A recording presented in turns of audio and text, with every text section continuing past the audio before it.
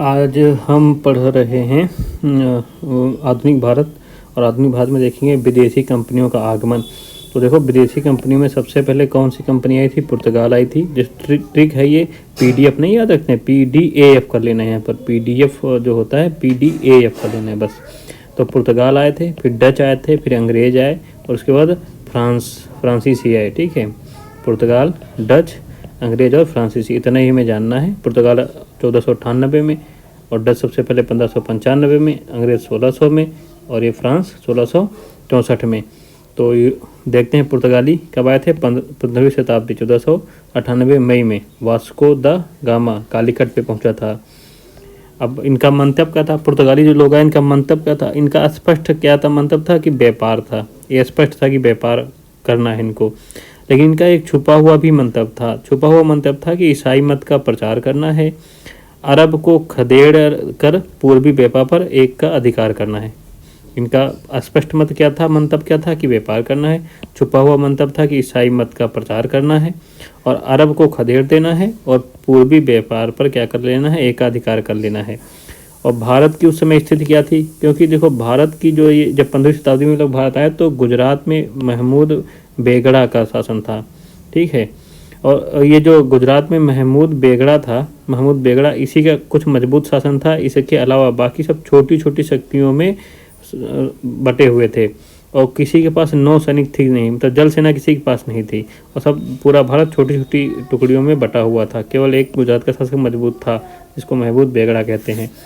तो ठीक है, अब देखो आगमन का अभिप्रेरण, ये आगमन लिखा है। ठीक है, आगमन का अभिप्रेरण क्या हुआ कि वेनिस प्राचीन समय में क्या हुआ? ठीक है, वेनिस जो था, वेनिस प्राचीन समय में व्यापार पर एकाधिकार, ठीक है, और बेपनाह धन संपदा एवं प्रभाव अर्जित कर लिया था। ठीक है, इसके लिए फिर राजकुमार हेनरी ने, पुर्तगाल एक नाविक था, पूरा जीवन भारत जाने वाले समुद्री मार्ग की खोज करता रहा। ठीक है, अब ये क्या हुआ कि मतलब अब देखो ये कि मतलब इन लोगों पुर्तगालों को क्या वो मिली, प्रेरणा कहाँ से मिली? आगमन का अभिप्रेरण। ये आगमन छूट गया है। आगमन अभिप्रेरण क्या था कि मतलब जब वेनिस प्राचीन समय में व्यापार पर एकाधिकार था वेनिस का, और उसने बेपनाह धन संपदा और प्रभाव अर्जित कर रखा था। और एक राजकुमार हेनरी था और ये पुर्तगाल नाविक था। इसने पूरा जीवन बिता दिया भारत जाने वाले समुद्री मार्ग की खोज करने में। अब देखो साम्राज्य का सूत्रपात कैसे होता है भारत में।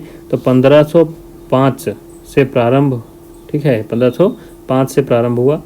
सबसे पहले सम्राट ने किसको भेजा? सम्राट ने भेजा किसको? सबसे फ्रांसिस्को डी अल्मेड़ा। सबसे पहले सम्राट ने किसको भेजा? फ्रांसिस्को डी अल्मेड़ा को भेजा। ये प्रथम गवर्नर था। ठीक है, इसने नीले या शांत जल की नीति अपनाई। नीले जल या शांत जल की नीति अपनाई थी। कौन? फ्रांसिस्को डी अल्मेड़ा ने। ठीक है, प्रथम गवर्नर था फ्रांसिस जो भारत आया था। इसने क्या किया? स्थिति को सुदृढ़ किया। अदन, आरमूज, मलक्का, इन जो ये तुम्हारी क्या थी जल संधियाँ थी, अदन की खड़ी से हो गया, अरमूज हो गया, मलक्का हो गया, यहाँ इन सबको जब्त कर लिया और मुस्लिम व्यापार को क्या कर दिया? इसने बर्बाद कर दिया। किसने? फ्रांसिस्को डी अल्मेड़ा, प्रथम गवर्नर। नीले शांत जल की नीति अपनाई। ठीक है, और ये अदन, अरमूज और मलक्का, इन सबको जब्त करके मुस्लिम व्यापार को बर्बाद कर दिया। अब इसके बाद दूसरा महत्वपूर्ण गवर्नर आया, अल्फांसो द अल्बुकर्क। दूसरा गवर्नर क्या आया? दूसरा गवर्नर अल्फांसो द अल्बुकर्क। ठीक है, अल्फांसो द अल्बुकर्क आया। इसको हम वास्तविक संस्थापक कहते हैं। और 1510 में इसने बीजापुर से गोवा छीन लिया। बीजापुर से गोवा को छीन लिया 1510 में इसने छीना। और इसने एक नीति अपनाई, हिंदू महिला विवाह नीति अपनाई थी। किसने? यही अल्फांसो द अल्बुकर्क ने। अल्फांसो द अल्बुकर्क ने कौन सी नीति अपनाई? हिंदू महिलाओं से विवाह करता था और जो इसके सैनिक वैनिक थे उनको भी विवाह करवाता था। हिंदू महिला विवाह नीति। और इसने 1515 में मलक्का, कुर्मुस, ईरान, पुर्तगाली आधिपत्य कर लिया था। ठीक है, 1515 में क्या कर लिया? इसने मलक्का पर और कुर्मुस जो ईरान में है उस पर भी आधिपत्य कर लिया। और नागपट्टम में सबसे पहला इसने बंदरगाह अपना बनाया। नागपट्टम को अपना प्रमुख बंदरगाह बनाया। बंगाल शासक महमूद शाह 1536 से अनुमति ली इसने। बंगाल शासक महमूद शाह से 1536 में इसने अनुमति ली। चटगांव व सतगांव में फैक्ट्री खोली। 1536 में चटगांव व सतगांव में फैक्ट्री खोलने की अनुमति ली। फिर अकबर ने इसको हुगली में फैक्ट्री खोलने की अनुमति दी थी, मतलब पुर्तगालियों को, अब इसी को नहीं, आगे भी गवर्नर आते रहे। तो अकबर ने हुगली में अनुमति खोलने की अनुमति दी। शाहजहां ने बुंदेल में, ठीक है, क्या दी, फैक्ट्री खोलने की अनुमति दी। तो साम्राज्य का सूत्रपात सबसे 1505 से इन्होंने प्रारंभ कर दिया था।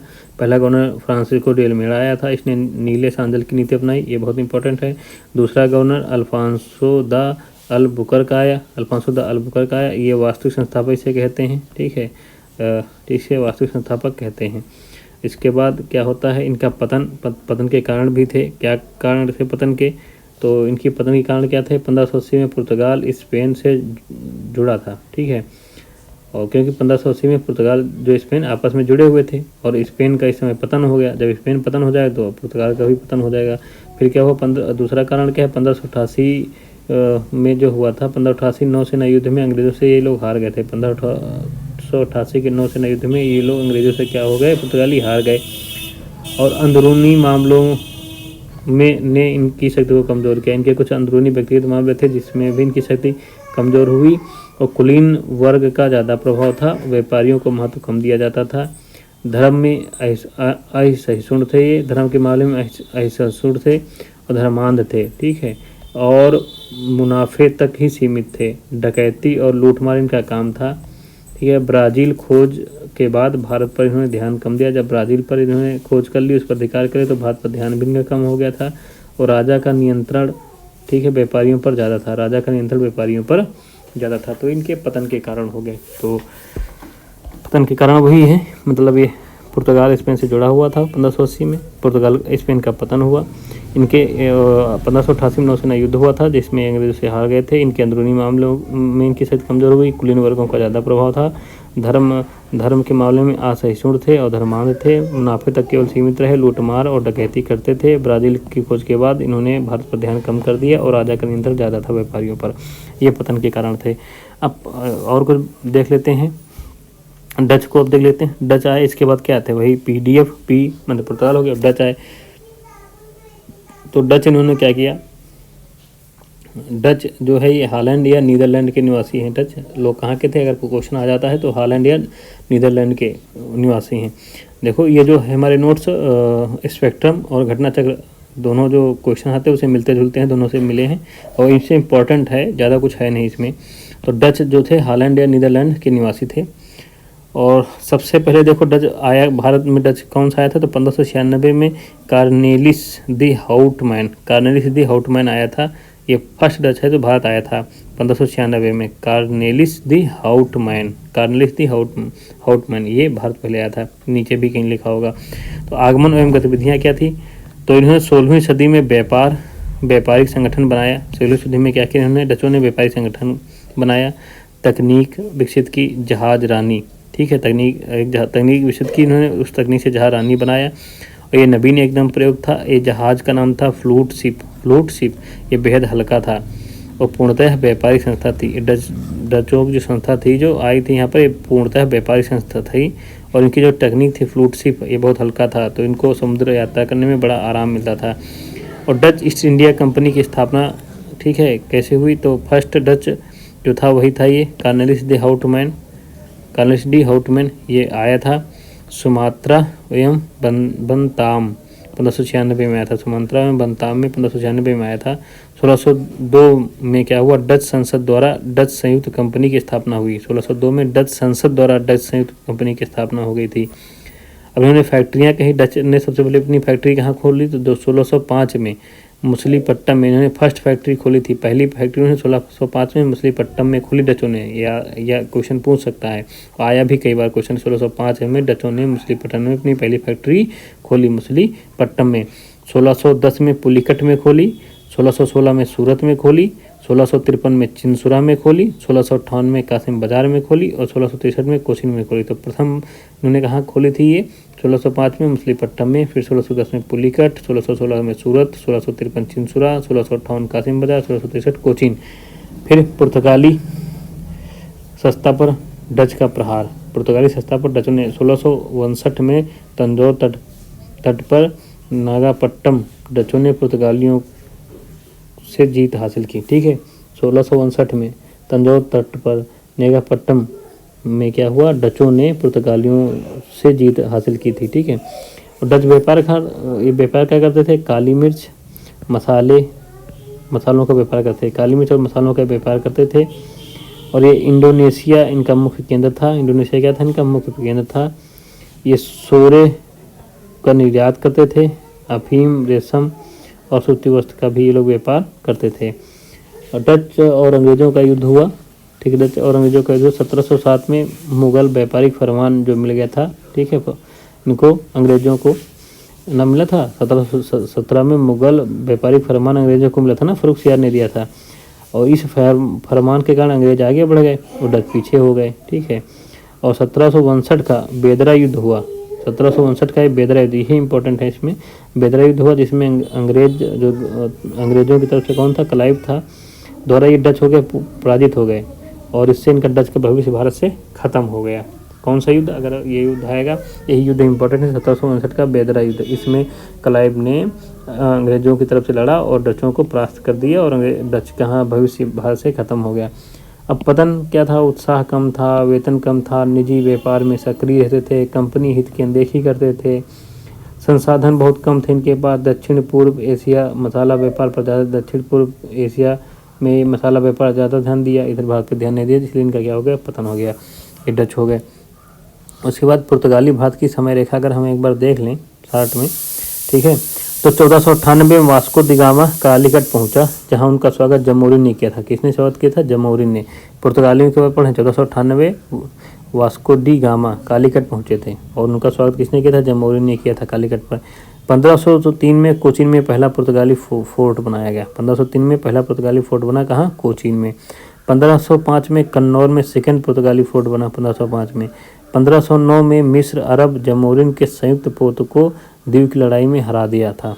पुर्तगालियों ने मिस्र अरब और जमोरिन के संयुक्त पोत को द्वीप की लड़ाई में इन्होंने हरा दिया, पुर्तगालियों ने। 1510 में क्या हुआ, अल्फांसो दी अल बुकर्क ने गोवा पर कब्जा कर लिया था। यह बीजापुर सल्तनत का हिस्सा था गोवा, इसको फ्रांसो दी अल बुकर्क ने गोवा पर कब्जा कर लिया 1510 में। 1530 में गोवा को अपनी राजधानी बना लिया पुर्तगालियों ने। 1535 में दीव को पूरी तरह अधीन बनाया। 1535 में दीव को भी जीत लिया पूरी तरह। 1559 में दमन पर भी कब्जा कर लिया। 1559 में दमन पर भी कब्जा कर लिया और 1612 में अंग्रेजों ने सूरत पर कब्जा कर लिया। 1612 में अंग्रेजों ने सूरत पर कब्जा कर लिया। पुर्तगालियों से सूरत को अंग्रेजों ने छीन लिया 1612 में। 1663 में पुर्तगालियों ने मालाबार तट पर स्थित सारे किलों पर से अधिकार खो दिया था और 1663 में अंग्रेजों ने पुर्तगालियों से मालाबार तट पर स्थित सारे किलों को भी छीन लिया। पुर्तगालियों ने यहाँ से अधिकार अपना खो दिया। 1779 में क्या किया, दादरा और नगर हवेली पर अधिकार कर लिया उन्होंने, किसने, पुर्तगालियों ने। 1843 में पंजिम को पुर्तगालियों की राजधानी बना दिया गया। तो 1843 में पंजिम को पुर्तगालियों की राजधानी बना दिया गया। यह दमन और दीव तक सब रहे, ठीक है। और 1961 में भारतीय सेना ने पुर्तगालियों से गोवा को वापस लिया था। एक गोवा में ही रह गए और पंजिम को उनकी राजधानी बना दिया गया था, अंग्रेजों ने बना दिया। ये गोवा से बाहर नहीं जा सकते थे, अपना व्यापार करें बस, तो ये उसी पर अधिकार करते रहे। और 1961 में भारत 1947 में आज़ाद हुआ। 1961 में भारतीय सेना ने पुर्तगालियों से गोवा को वापस लिया था। अब अगर हम देख लें, पहले भी पढ़े हैं, अब यूरोपीय कंपनियों की स्थापना का क्रम देख लें तो वही है। सबसे पहले PDAF ना, PDF वह तो पुर्तगाली ईस्ट इंडिया कंपनी की स्थापना 1498 में हुई थी। अंग्रेज ईस्ट इंडिया कंपनी की स्थापना 1600 में हुई थी। डच ईस्ट इंडिया कंपनी की 1602 में हुई थी। फ्रेंच ईस्ट इंडिया कंपनी की स्थापना 1664 में हुई थी। इसके बाद स्वीडिश ईस्ट इंडिया कंपनी की स्थापना 1731 में हुई थी। ये हैं तुम्हारे, ठीक है। और देखो और कुछ इंपॉर्टेंट चीज़ देख लें तो कैप्टन हाकिंस, इन्होंने ये पहला अंग्रेज दूत था जो जहांगीर से भेंट की थी। कैप्टन हाकिंस पहला अंग्रेज दूत था जो जहांगीर से भेंट की थी, ठीक है। जाब चरनाक कलकत्ता का संस्थापक कहते हैं इसको, जाब चरनाक कलकत्ता का संस्थापक था। फ्रांसिस डे मद्रास का संस्थापक। गेराल्ड अंगियार ये बम्बई का वास्तु संस्थापक हैं। गेराल्ड अंगियार बम्बई का वास्तु संस्थापक है। उसके बाद आप देख लें ब्रिटिश का विस्तार कैसे हुआ, ठीक है। तो 18वीं सदी के उत्तरार्ध में भारतीय राज्य कैसे थे, 18वीं सदी के उत्तरार्ध में भारतीय राज्य कैसे थे। तो मुगल वंश 1707 तक रहा, तो पता ही है मुगल वंश 1707 तक रहा मजबूत। 1707 में औरंगजेब की मृत्यु के बाद मुगल वंश ताश की पत्तों की तरह ढह गया था, ठीक है। अब बंगाल में नवाब का शासन था, अवध में भी नवाब का शासन था, रोहेलखंड फर्रुखाबाद में अफगान का शासक था, अफगानियों का शासन था, ठीक है। राजस्थान में राजपूत, ठीक, राजस्थान में क्या थे, राजपूतों का शासन था। और जैसे कहाँ पर राजपूत शासन थे, जैसे आमेर हो गया, मेवाड़ हो गया, मरवाड़, राजस्थान के जो भाग थे आमेर, मेवाड़, मरवाड़, यहाँ पर सब कहीं राजपूतों का शासन था। और दिल्ली से आगरा तक जाटों का शासन था। सिंध स्वतंत्र राज्य था। पंजाब में रणजीत सिंह का शासन था, पंजाब में किसे था, रणजीत सिंह। गुजरात, महाराष्ट्र, मध्य प्रदेश, उत्तरी कर्नाटक में ये सब मराठा थे। कहाँ, गुजरात, महाराष्ट्र, मध्य प्रदेश, उत्तरी कर्नाटक में मराठाओं का शासन था। हैदराबाद निजाम था, कर्नाटक में नवाब थे, मैसूर में हैदर अली थे, केरल भी छोटे छोटे राज्यों में बटा हुआ था। तो ये 18वीं सदी के उत्तरार्ध का है, ठीक है। कंडीशन भारत में ऐसे था, सब टुकड़ों में ही बटा था अब भी, क्योंकि मुगल वंश 1707 तक पूरे भारत पर अधिकार करके रखा है एक साथ। इसके बाद क्या हुआ, बंगाल में नवाब, अवध में नवाब, रोहेलखंड फर्रुखाबाद में सब अफगान थे। राजस्थान जैसे आमेर, मेवाड़, मारवाड़ों में बटा हुआ था, इन सब पे अलग अलग राजपूत शासक बैठे थे। दिल्ली से आगरा तक जाटों का शासन था। सिंध स्वतंत्र राज्य हो गया था। पंजाब में रणजीत सिंह थे। गुजरात, महाराष्ट्र, मध्य प्रदेश, उत्तरी कर्नाटक में मराठा थे।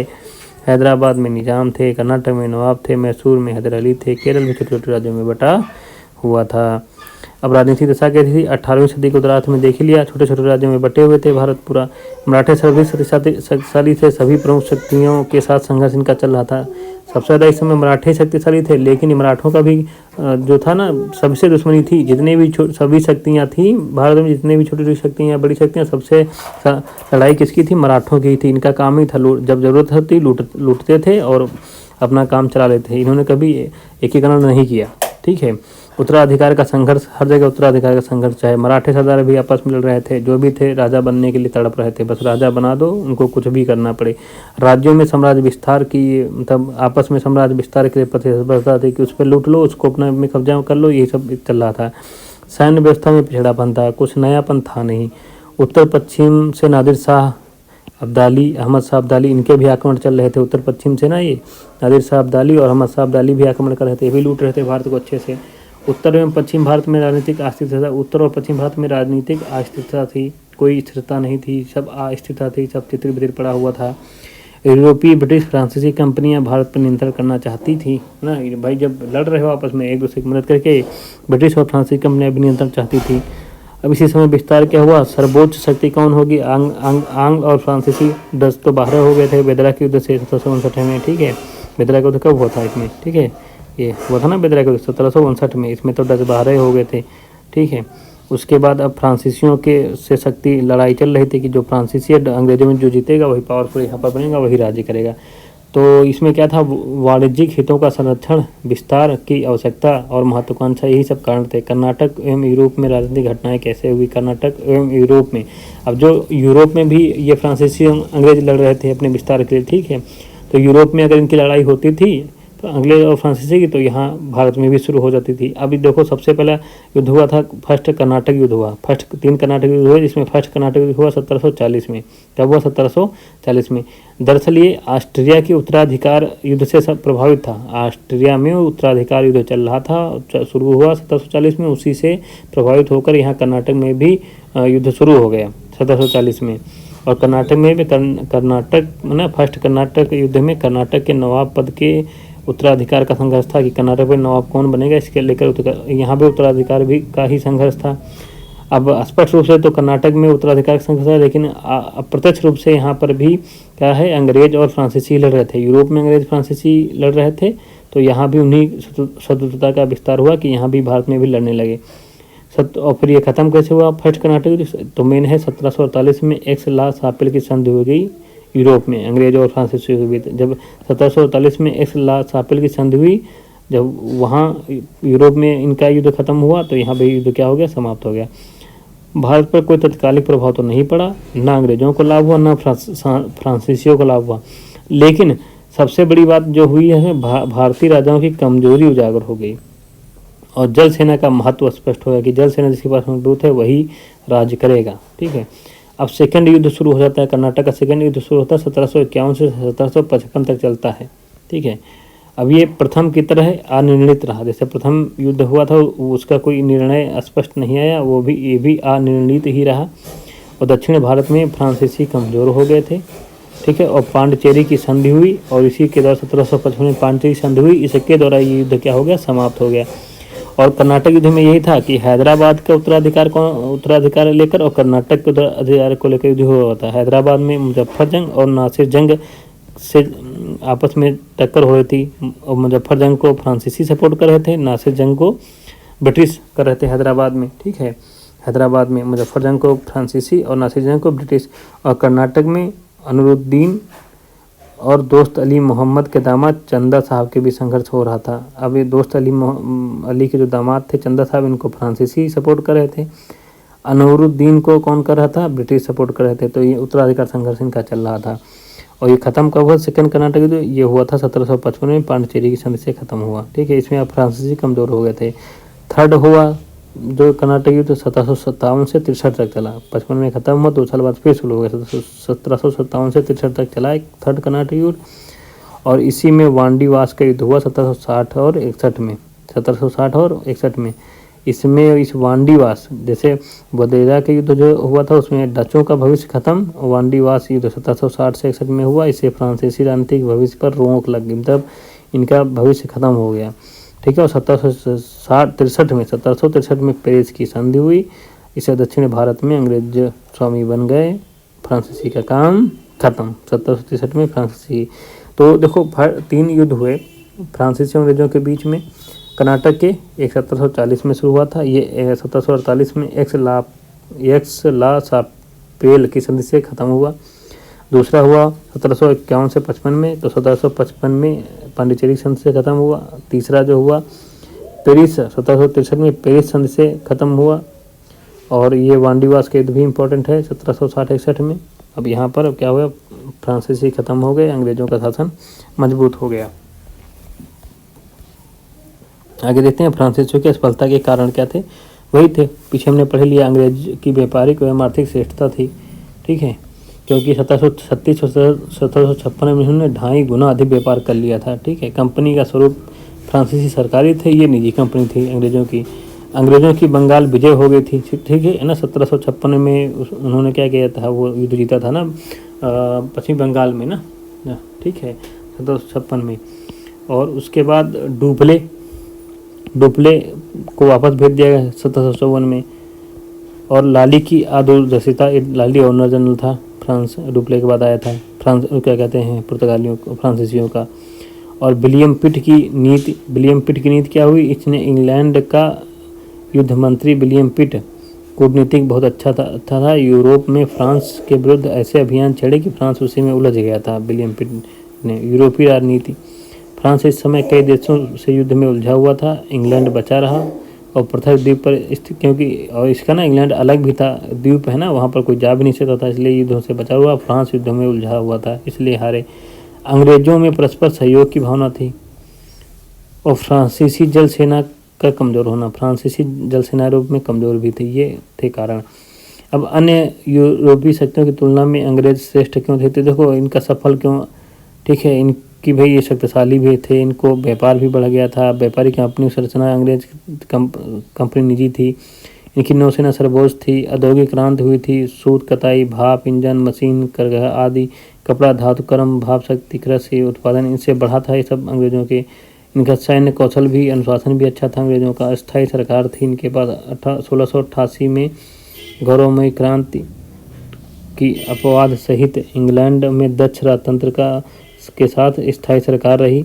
फ्रांस जैसे अन्य राष्ट्रों 1789 हिंसक क्रांति हुई। फ्रांस जैसे अन्य राष्ट्रों में 1789 में हिंसक क्रांति हुई। नेपोलियन का युद्ध भी हुआ। ठीक है, नेपोलियन युद्ध भी छेड़े। 17वीं शताब्दी में डच एवं स्पेन 80 वर्ष तक युद्ध करते रहे। ठीक है, तो ये सब धर्म के प्रति न्यून उत्साह था अंग्रेजों में। ऋण बाजार का उपयोग, ये ऋण बाजार का भी उपयोग करते थे। विश्व का प्रथम बैंक था बैंक ऑफ इंग्लैंड, ये ऋण देते थे, उससे ब्याज लेते थे। ये सब कारण थे कि अंग्रेज जीत गए।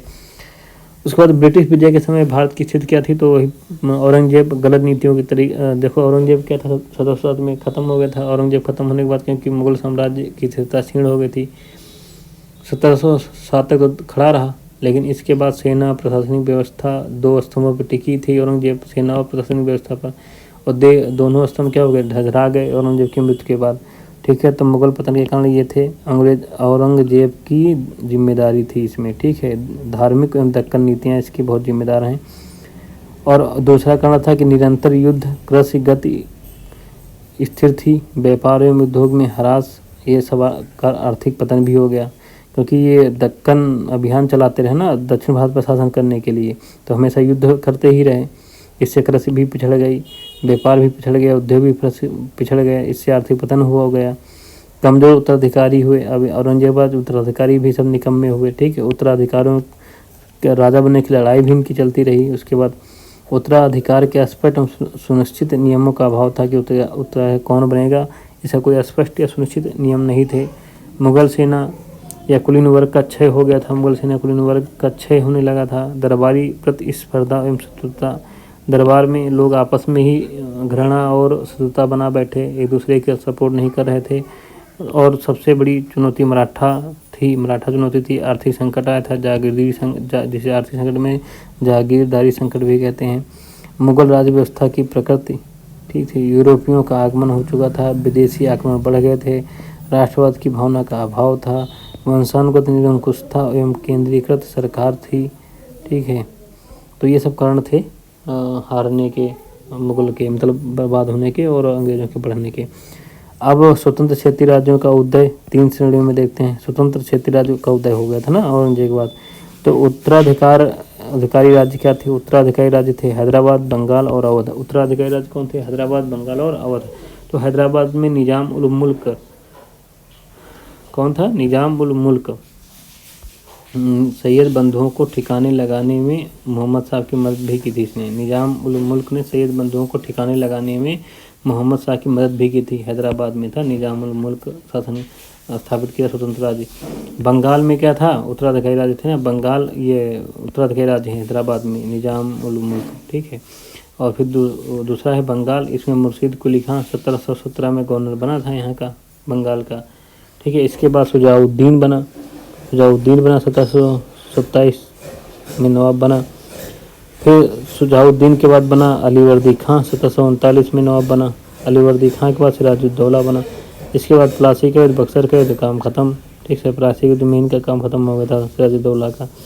तो बंगाल जो उत्तराधिकारी था इसमें मुर्शीद कुली खां था, 1717 में गवर्नर बना था। इसके बाद शुजाउद्दीन बने 1727 में और 1739 तक रहे। फिर 1739 में अलीवर्दी खां बने नवाब, और अलावर्दी खां के बाद सिराजुद्दौला बने जो सही से संभाल नहीं सके। और 1757 की जो थी लड़ाई, क्या कहते हैं, प्लासी के दुश्मन का काम खत्म हो गया। फिर तीसरा उत्तराधिकारी अवध था, इसमें इसका शहादत खान बुरहान उल मुल्क 1722 में गवर्नर बने थे इसके। शहादत खान बुरहान उल मुल्क 1722 में गवर्नर बने अवध के। ठीक है, हैदराबाद, बंगाल, अवध ये थे उत्तराधिकारी राज्य। और स्वतंत्र राज्य क्या थे, ट्रिक स्वतंत्र राज्य रामय के, स्वतंत्र राज्य रामय के। तो राजपूत राज्य हो गए, राजपूत राज्य, रा से राजपूत राज्य, मैं से मैसूर राज्य, के से केरल राज्य, 3 राज्य हो गए रामय के। स्वतंत्र राज्य किसे थे, रामय के थे। रा से राजपूत, मैं से मैसूर, के से केरल। तो रामय के ट्रिक हो गई, रामय के स्वतंत्र राज्य रामय के ट्रिक हो गई। तो राजपूत, मैसूर और केरल। राजपूत में अजीत सिंह थे, मैसूर में हैदर अली थे 1761 से, और केरल में 3 राज्य थे, कोचीन, त्रावणकोर, कालीकट। ठीक है, ये थे केरल में 3 राज्य थे, कोचीन, त्रावणकोर और कालीकट। और देखो नवीन राज्य ठीक है, नवीन मराठों ने जाट सिखों के रोहिला में पीटा। नवीन मराठों ने जाट सिखों को रोहिला में पीटा। तो मराठा पेशवा बालाजी विश्वनाथ थे। मराठा का शासक कौन था अभी समय, मराठा का नेतृत्व पेशवा बालाजी विश्वनाथ। भरतपुर जाट राज्य था, चूड़ामन एवं बदन सिंह थे। भरतपुर जाट राज्य, चूड़ामन एवं बदन सिंह 1707 में। सिख राज्य था, रोहिलखंड में बीर दाऊद एवं अली मोहम्मद खां। रोहिलखंड, बीर दाऊद एवं अली मोहम्मद खां। तो ये हो गए हमारे, ठीक है। मतलब ब्रिटिश के समय भारत की स्थिति हो गई, ठीक है। ये उत्तराधिकारी राज्य हो गए हैदराबाद, बंगाल और अवध। स्वतंत्र राज्य हो गए रामय के, तो स्वतंत्र राज्य रामय के राजपूत, मैसूर और केरल। और नवीन राज्य हो गए, नवीन मराठों ने जाट सिखों को रोहिला में पीटा, ठीक है। तो मराठा हो गए। भरतपुर ये जाट राज्य हो गए, ठीक है, सिख हो गए। और रोहिलखंड, रोहिला में ये सब हो गए भारत के राज्य, ठीक है।